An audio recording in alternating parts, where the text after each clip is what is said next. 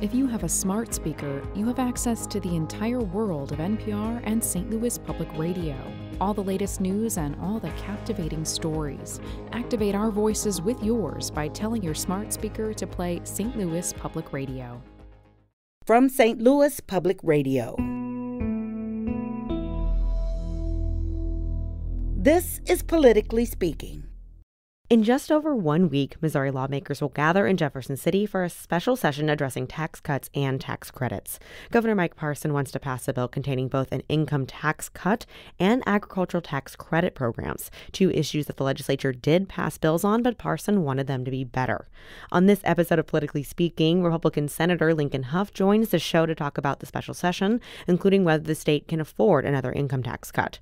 Hough also talked about the recent August 2nd primary, where he and 5 other Republican colleagues faced primary challengers, and how that may further impact the dynamic at the Senate.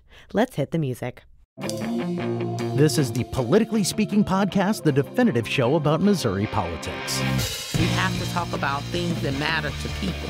I've tried to bring that same aggressive iconoclast style with me to the United States Senate. I think my district is a model for the state. We put Missourians first. You just kind of have to find the common ground with people. I believe that this district deserves someone who represents their values. After I came back to St. Louis, I started thinking that I could have a bigger role on the change that I wanted to make.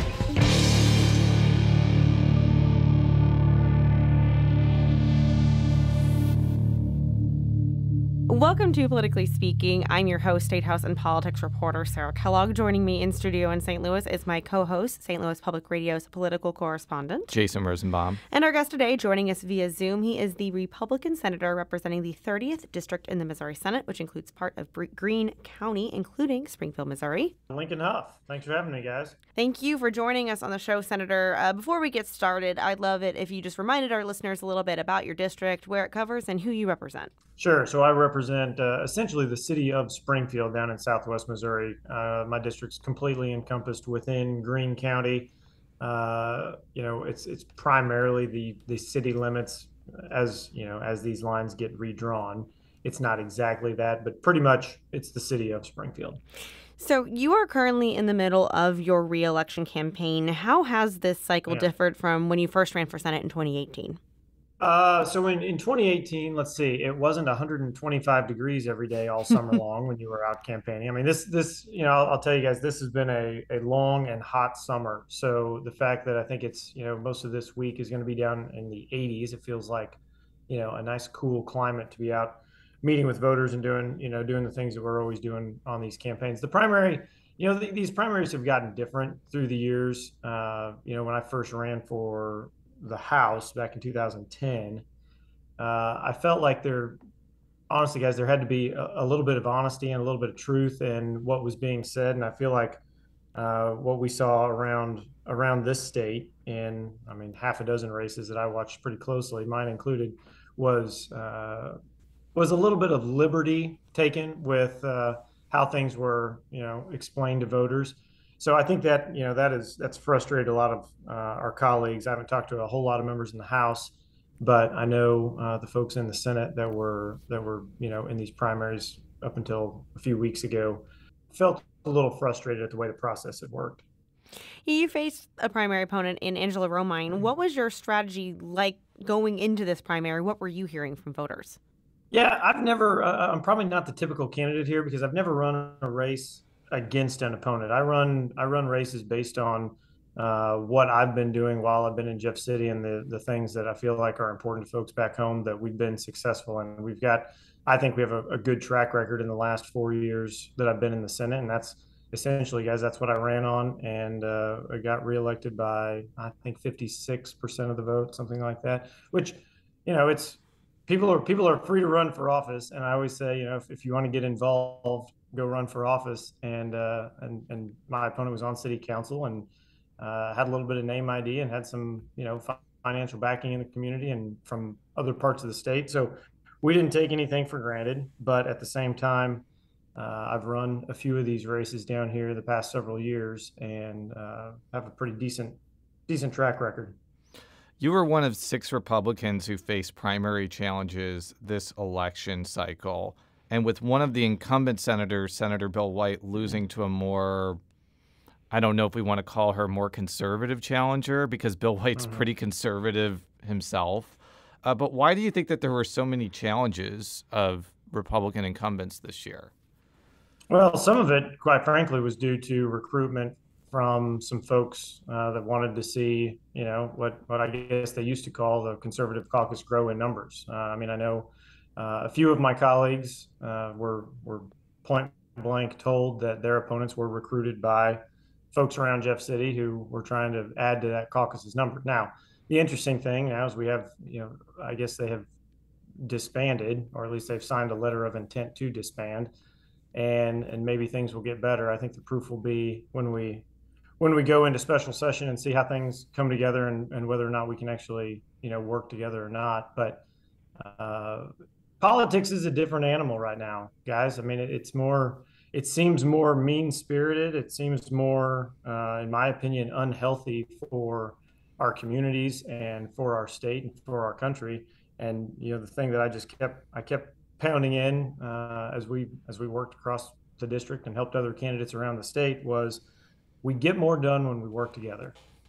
It's just a fact. I mean, you can go up there and you can want to fight and you can want to stop everything and you can say it's my way or no way, but that's not how, in my opinion, truly governing should work. You should try to work with one another and come up with the best outcome you can, because I believe at the end of the day, we all want to see the state succeed. So it should be noted that your election cycle is not done. You're facing Democrat Raymond Lampert in the general election. And this is an unusual district. Like, this district is not super Republican. Right. I think that generally Jefferson City observers think that you're the favorite. But, I mean, I don't know if you really want to take it for granted when in 2026, this could be like the most competitive Senate district in the state. So with that as a backdrop, like, how are you approaching the general election? Yeah, so we've, like I said, Jason, we have a good crew on the ground. We've got good volunteers. We've got good staff. We've, essentially run in and around the Springfield district for, 5 election cycles, if you count, my time in the House. And then I was on the county commission for a few years, which had the eastern half of Greene County, so half of the city of Springfield, and then all of the county on the eastern side, and then 4 years in the Senate.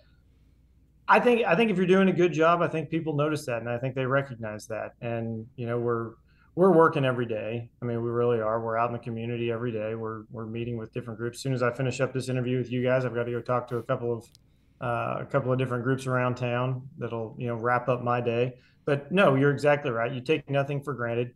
I think a lot of people think of Southwest Missouri as this just bastion of Republican politics, and it's a red stronghold.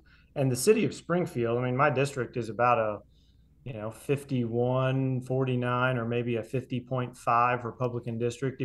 We actually pulled the numbers right after redistricting when the map was actually finalized.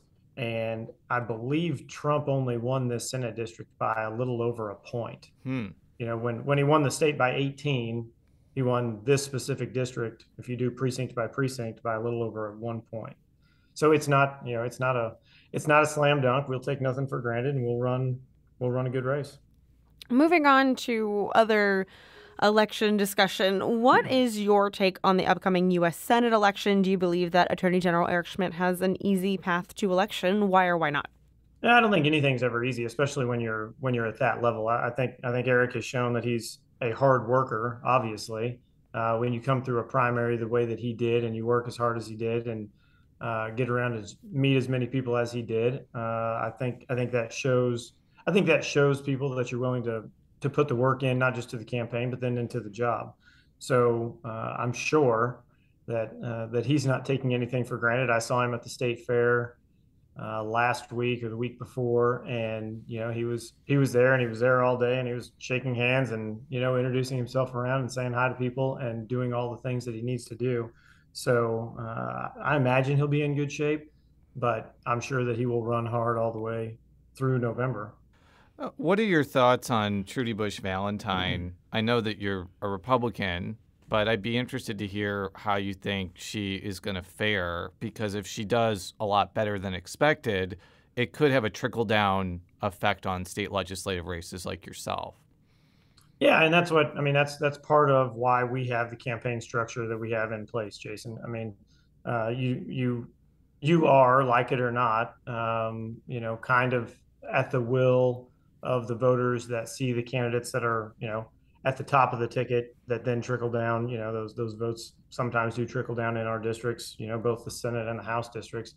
So I don't know how much work she has put into Springfield. I think she's been here a time or two. But again, I think when we're running on the track record of the work that we've done for the last several years in Jeff City, I feel good about how November is going to turn out. There was some breaking news yesterday. We're recording this on Wednesday, August 23rd? 24th. I have lost track of time. Close. I have lost track of time. That's what having 3 small children will do. John Wood, who was running as an independent, dropped out of the U.S. Senate race and basically said he had no path after Schmidt won that contest. What did you make of his candidacy? Because I think I've said pretty publicly I was skeptical if an independent candidate could do very much in a statewide race. But I believe, one of my reporter friends mentioned that $3.6 million was spent on his behalf in 2 months. So it was hard not to take that seriously. But I also heard from Republicans that when Schmidt won, he was going to be a non-factor. What was kind of your view of his candidacy? Well, my view of the candidacy from the very beginning was that there is a growing segment of the population that doesn't appreciate the polarization that you've seen within politics. I mean, when things get, I think I mentioned it earlier, but when things get as mean-spirited as they are, the thing that I hear and our volunteers hear, on the doors when we're out in neighborhoods, people are frustrated with politicians in general that just seem to be hurling rocks at one another all the time and not actually focusing on things that matter to the folks back at home. So I think Wood's candidacy was a reflection of that. Now, I think there was a lot of people that thought he would be a viable option if, the former governor, Greitens, had somehow ended up getting the Republican nomination. But I think when that didn't happen and you saw a strong candidate in Eric Schmidt, Mr. Wood probably just looked at it and I mean, I've been told the polling numbers weren't great for him, and he probably just took a look at it and said, I don't see how this works. There's been some conjecture that the state's trigger law that banned most abortions could spark a backlash, even among voters who feel abortion is morally wrong. What do you think about that? Well, I think what you saw in Kansas recently is an indicator that you can take a state that you think is going to go one way, or conventional wisdom would say one thing, and then they do something else. So I think this is one of those issues that is very real to people and near and dear to their hearts. And I think it is. I think it's hard to handicap how that will actually affect, one, voter turnout, and two, then how those folks vote when they do show up. If there is backlash at the polls, would it compel Republican lawmakers to relook at that law and perhaps make exceptions for people that become pregnant because of rape or incest? Well, I think it's a conversation worth having. I think it was a few years ago that that law went into effect and it was on the floor, and I know there was lengthy conversation about it, but at the end of the day, I don't remember an awful lot of conversation in that vein, Jason. So I could see that conversation coming back for sure. One of the interesting things about this election cycle is that there seems to be only one state Senate race that's going to be targeted by the political parties, and that's the 24th district in St. Louis County, where Democrat Tracy McCreary is running against Republican George Haruza.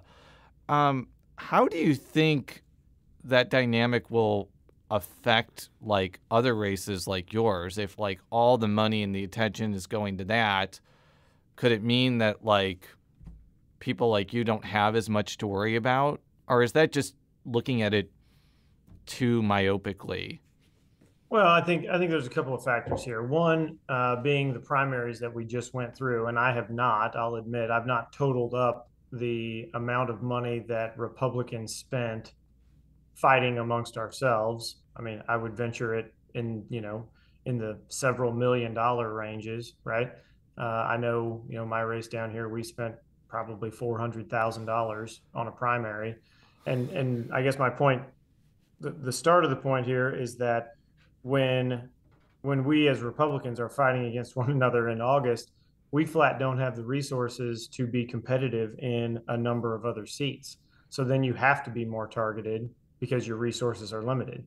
Had we not gone through that exercise in August, perhaps there would have been a couple of other seats that we would have been looking at. The other part of it is, I think, you've got Senator Searpoy on the ballot up, around Kansas City. You've got Senator Brown in the kind of the Rolla area. You got Senator Bernskoetter, and these guys are either unopposed in the general or in very safe districts.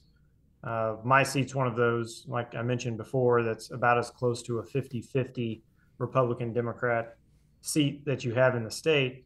However, the work that we've done over the past, not just year in this last campaign, but the last 4 years in and around the community, I think, lead the parties to believe that, things are in a good place, at least for my race down here.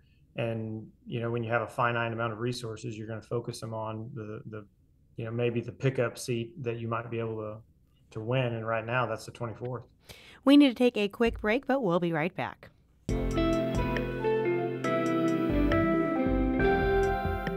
The Gateway brings you the day's news each weekday from around the St. Louis region and the state capitals in Jefferson City. Our schools are accredited. We don't need this bill. And Springfield. How many more years must pass before lawmakers see time is of the essence? I'm Abby Larico. Join me each weekday for The Gateway on the STLPR app or wherever you get podcasts. And we're back on Politically Speaking. I'm your host, St. Louis Public Radio's State House and Politics reporter, Sarah Kellogg. Joining me is my co-host, Jason Rosenbaum, political correspondent for St. Louis Public Radio. And our guest today is Republican Senator Lincoln Hough, who represents the 30th District, which includes part of Greene County, mainly Springfield. So let's get back into it. I have a lot of questions to ask you about this special session. I think my first one is just, what are your initial thoughts about Governor Mike Parson's request to pass both agricultural tax credit programs and an income tax cut? Well, I guess the very first thing I would say is that the legislature did pass an ag bill, a comprehensive ag tax credit bill last year. I know Jason Bean, Senator Bean from the Boot Heel, worked on that, negotiated that with our colleagues, and it took a lot of time and a lot of work. And it was too bad that the governor ended up vetoing that, but we are where we are there. The tax cut portion of it, we had floated around some tax cut ideas in our chamber. I think ultimately Representative Cody Smith from the Joplin, Neosho area, who's the House Budget Chairman, had his, I think it was about a $500 tax rebate bill that did get done. So, on the one hand, I almost feel like we did both of these things already, and then perhaps the governor just, maybe saw that he wanted a different ag package and a different sort of tax cut. And so here we are. You have a lot of questions about special session. I have a lot of questions about special session. So, we'll see how this goes. But I've been in contact with our Senate leadership, House leadership over the past several weeks, the governor's office, and we'll go through your questions, but I would say right now, I hope I have some decent answers for you, but I think there's still a lot of things to be sorted out. Yeah. So have you talked with Governor Parson about this? And if so, what has he said about the topic to senators? Yeah, I've talked to him several times, both in person and on the phone, and in Jeff City and back here, in Southwest Missouri. So we've talked several times. He wants essentially a comprehensive tax credit bill for some ag programs and a little longer time frame than what we passed back in the regular session. I think we passed the MASBA tax credit specifically with a 2-year sunset, and I think he wants a minimum of a 6-year sunset. That's one of the issues. The tax cut is probably the more difficult, and not saying that the ag portion of the bill is some sort of a slam dunk, easy to do kind of thing, because everyone has their own opinion about how this works, and I know a lot of people worked really hard during regular session to get that thing to a place where we got it passed. But when you start talking about cutting taxes, we have a lot of different ideas in our chamber based on who you talk to, and the House has a lot of different ideas about what they want to do. So that's going to be a complicated negotiation, I would say. Let's talk first about the ag tax credits, and then we'll go to the tax cut. So, sure. Basically, Parsons said, he vetoed this bill because he wanted a 6-year sunset as opposed to a 2-year. I've heard the reason why the sunset ended up being 2 years is that was what the Senate would agree to without protesting. Do you think 6 years is a heavy lift to get across the finish line? I think it's a heavy lift when you're just a few months out of agreements that were made between senators. Full disclosure here, I wasn't involved in all the meetings on the ag tax credits, which it's always kind of ironic to me. I actually raise cattle, but I don't use tax credits on on our family beef operation. But I am one of the ag guys that's actually in the chamber. So I think it becomes difficult when you just went through a negotiation with the members in my chamber, and now you're asking them to go back and redo it. So I think that right there adds a level of complexity to what we have before us. If passed, will the ag credits, actually help small farmers? And I don't mean family farms, because a lot of those are corporations held by a family. How will these ag credits help farmers growing specialty crops on land of less than 200 acres or livestock producers that may only have 50 head of cattle? Right. So my overall opinion is anytime we do something for the ag community, it's good for anyone who is involved in this industry. Okay. Even if it's a crushing facility in the soybean world that, the neighbor that I have, on the southeast side of Greene County that only has 300 acres of soybeans, it's still those types of investments, and then those added values in his product make a difference to him and his bottom line. So I believe anything we can do, even if it's not a direct correlation to, a very small, say 50 head cattle operation, or the person who has, 200 sows or something like that. But I think anytime we're making investments in that industry, it's good for the whole industry. On the matter of the tax cut, do you think that this is going to be a policy where you'll see some collaboration with Senate Democrats, or do you think this is going to be mainly a Republican lift or debate? Well, in the Senate, I think you really got to collaborate with everyone. We don't have the option to go in and say, here is the bill, we're not taking any amendments, we're not changing anything. You could try that for a while, and I imagine after some number of hours of people having their own opinions and wanting to have the conversation about it, we would then come back to the drawing board, right? Come back to the negotiating table and say, what do we need to do to make this work? So, I believe that the Senate, Republicans and Democrats both have a duty to collaborate on not just tax cuts, but all the legislation that we move through that chamber. I've never believed that a one side should just be able to run over the top of someone else and say, this is what we're doing, you're just going to have to get over it. I just don't think that makes for good policy. So, in passing the not one-time non-refundable tax credit, which we referred to earlier, Senate Democrats spoke in favor of that. Do you think that a permanent tax cut is going to take more convincing than that one-time tax credit that the legislature did pass before Parson vetoed it? Yeah, I would say so, because what we look at is I look at the long-term implications of the decisions that we make. Okay. It's easy to say we should cut taxes right now because I think as of this morning, we had $4.3 billion worth of general revenue in the bank. Okay. It's easy to say, look at all the money we have right now, we should cut taxes. But what happens when this economy corrects, when it slows down, when our tax receipts are stagnant or even in the red, then what do? What happens when we don't have, billions of dollars of federal money flowing into this state that, quite frankly, we've backed general revenue out of a number of lines and then saved our general revenue? That's why we have a balance. We ended the fiscal year with almost $5 billion in the bank. Okay? Sounds like a great time to make long-lasting tax cuts. But my concern is, what do you do 3, 4, 10 years down the road when none of us are there anymore, and someone is left trying to decide, trying to make decisions about investments that are made in the state and our education and our infrastructure and our workforce, and they don't have the capital to do it. They don't have the money to do it. Yeah, that's interesting that you mentioned that, because the same day that Parson announced his framework for the special session and the tax cut, the Missouri Budget Project, which admittingly is a group that's usually not a fan of Republican taxing priorities, released a statement criticizing the tax cuts, saying that the recent influx of temporary federal dollars is what caused Missouri to have this much of a surplus. Do you agree with this? And if you drop the tax rate to 4.8% permanently, like, what happens when that takes up most of the surplus? Right. So a couple of things there.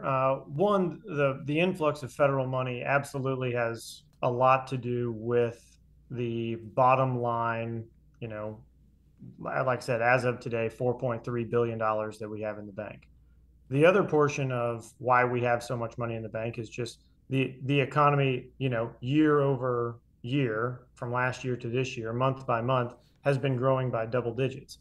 And you can point to whatever indicator you want, but there has been an influx of money into people's pockets from the federal government that then the majority of people go out and spend.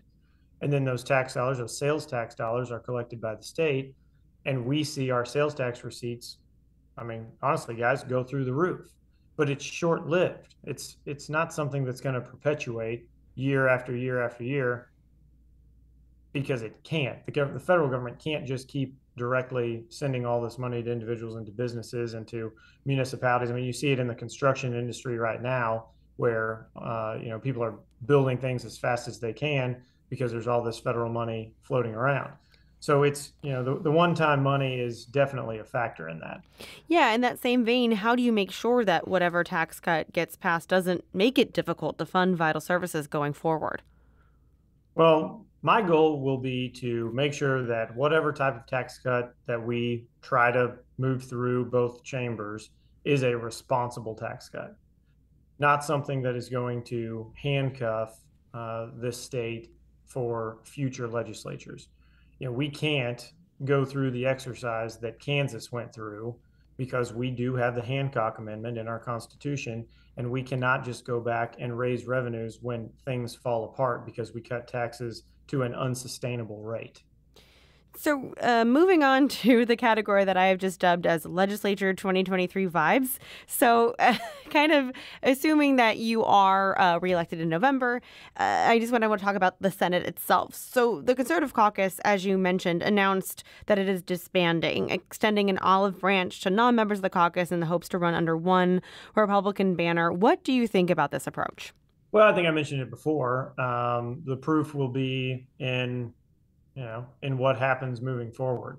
If there's an olive branch that is extended, but then also has, kind of a veiled threat that is, if we don't get the leadership that we want, all bets are off, then we're kind of back to where we were. I try to take people at their word when they say we want to work together. And, I've got a track record, of working with a number of these guys. Senator Hoskins and I didn't agree on one of the governor's priority last year, which was that fast track college education bill. And, Senator Hoskins wanted to make some changes, and we worked through it, and we put his changes in the bill. I think he ultimately still voted against the bill, which is always kind of frustrating for me. But other than that, that's to me, that's how the process is supposed to work. You're supposed to, you can butt heads and you can fight about what you think the best plan is and the best course of action, but at the end of the day, like I said before, I believe that all of us want the best for this state. It's just a matter of how do we get there. So I'm willing to work with anyone that comes with with the ability to really negotiate. This is going to be a really blunt inside baseball question, but do you think the Conservative Caucus disbanded because they don't have enough members to elect one of their caucus members to a major leadership position like Senate Pro Tem? I don't know. I mean, I don't know what the motivation there is, honestly. I hope that their motivation is pure, that, they saw how divisive these primaries were, and they said, maybe this isn't good for us moving forward. But I can tell you there are more than some hurt feelings in the caucus about the way these primaries were handled and the things that were said about sitting members. And I think, we've got some fences to mend, and I don't think just signing a letter saying, hey, we're back on the team is probably going to get that done. Yeah, the caucus said that recent election results on August 2nd showed that there was electorate support for their positions and candidates that kind of have more of the Conservative Caucus positions, which led to this dissolution. Do you buy that? Well, I mean, I guess my response to that would be, if that was really the case, then why would you disband your quote unquote organization? If things are trending your way, don't you want to keep your group intact and keep growing it? That's certainly a good question. I think that also, too, like some of the people that won that are going to purportedly be members of the Conservative Caucus, so like Ben Brown, Mary Elizabeth Coleman, Nick Schroer, assuming they all win their general elections. Right. Like, I don't know. We had Ben Brown on the podcast. He didn't really seem like he wants to like throw bombs all day. He wants to be more like a Andrew Koenig in the Senate, who is part of the Conservative Caucus, but seems to actually want to do stuff. And then those two other people I mentioned have pretty decent track records of passing things in the House. So I'm just not really sure that even if they had quote unquote joined the Conservative Caucus, that really would have meant anything if their goals were that they want to actually pass things and not just filibuster things all the time. Yeah, I'll be honest, I'm excited about the incoming class of freshmen that we have, because I think just like what you mentioned, I mean, you got to remember Representative Schroer several years ago was one of the key components to helping us pass we dubbed it the GM bill, but essentially it was, the governor's entire economic development package all wrapped up into one. And Nick was one of our biggest advocates. I think he had the amendment in the House chamber to help get that thing done. So I've worked directly with him. He's got a track record of getting things done. Mary Elizabeth Coleman's the same way. I don't know Ben Brown, but from what I've been told, he leans the way of what you're saying. He wants to be part of the solutions in the state, not the problem. So you touched on this a little bit, but how do you feel that leadership elections are going to go in the fall? I don't know. It's going to depend on who actually sticks to what they're doing. I think Senator Rowden is obviously in a good place. Caleb has shown, in my opinion, that he's, a good and workable guy for the Senate. I think he believes in what the Senate is and tries to get other members' priorities done, which is a complicated job when you're dealing with the chamber that we have.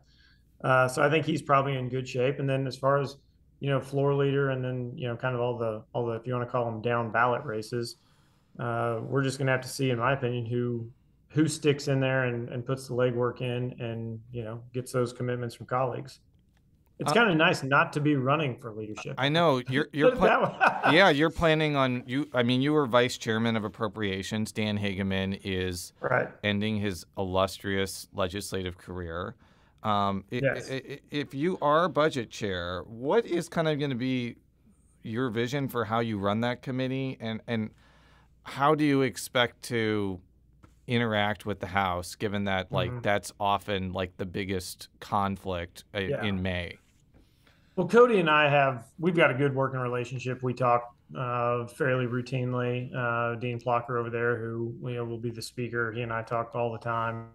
I've got a good relationship with both of those guys, and assuming that I do step into that role, the 4 years serving as the vice chair with Senator Hageman, I think have put me in a good place of understanding. We have a pretty incredible team, not just good. We have an incredible team downstairs in our budget, our Senator Probst's office, led by Adam Koningsfeld. I mean, he's got top-notch people down there, and we're fortunate to have them. So priorities for me, it's not going to be anything that's changed in my now 10 years in that building, but investments in education and workforce and infrastructure, those are the things that I think, you can drive your economy literally on our roads, but if you don't have the workers to fill the jobs, I don't know how you recruit businesses. That's all the time we have. Thank you so much, Senator Huff, for joining us on the show. Politically Speaking is a product of St. Louis Public Radio, which is part of the University of Missouri-St. Louis. You can follow all of our coverage at stlpr.org. You can follow me on Twitter at Sarah K. Kellogg. That's 2 L's, 2 G's. Jason, where can people follow you on Twitter? Jay Rosenbaum. And then, Senator Huff, where can people find you on the internet where you want to be found? Yeah, look me up on Twitter. It's Lincoln Huff, and like I said, everybody's on Facebook, so check us out there too. All right, until next time, so long.